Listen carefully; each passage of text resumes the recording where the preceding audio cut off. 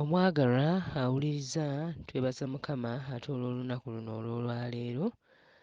Mukama atuwadde era tujje tuyige. Olunaku olw'eggulo twayiga ku bibiliko self-esteem, omwana okumusabira okubeera ng'ayiga okwekkiririzaamu ng'ekigambo kya Katonda Bayibuli bwe kiyigiriza. Leero ku day 11 tugenda kuyiga ku faithfulness oba obwesigwa. Katusabe. Mukama omulungi tusaba otuyambe oyigirize abaana baffe okubeera abeesigwa, kubanga oyo alibeera omwesigwa mu kitono ate Mukama oli musigira ebinene. Abaana baffe bayambe bayige obwesigwa ku bwa Yesu Kristo Mukama waffe. Amiina.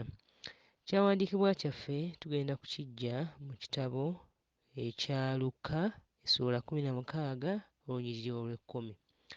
Aba omwesigwa ku kintu ekitono ennyo, ne ku kinene aba mwesigwa, era aba omulyazaamaanyi ku kintu ekitono ennyo, ne ku kinene aba mulyazaamaanyi.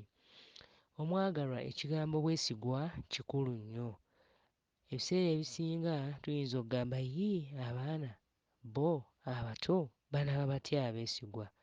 Obwesigwa bulabikira mu bintu nti omwana omugambye genda oyoze ebintu. Omwana ayinza okugenda n'ayoza ebintu n'abyoza ne bitukula bulungi. Obwo bwesigwa. Nti genda weebake, n'awuliriza eddoboozi lyo n'agenda ddala n'yeebaka n'awummula, oba agenda mu kitanda n'azannyirayo. Obwesigwa mu kusoma kwabwe, omwana bw'omusindika ku ssomero, ddala bw'atuuka ku ssomero ofaayo okukakasa nti afaayo oba assaayo omwoyo.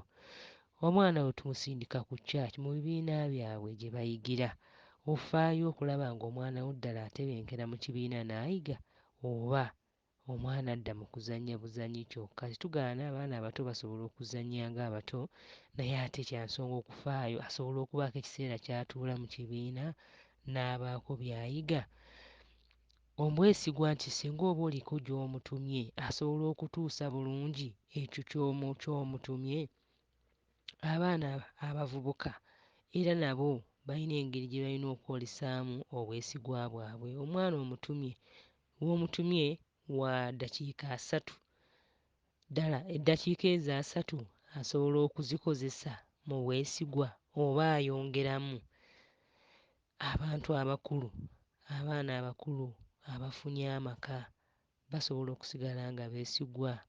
Omwami n'aba nga yeesiga mukazi we, n'omukyala oyo nga mwesigwa eri omwami we. Obwo bwonna bwesigwa.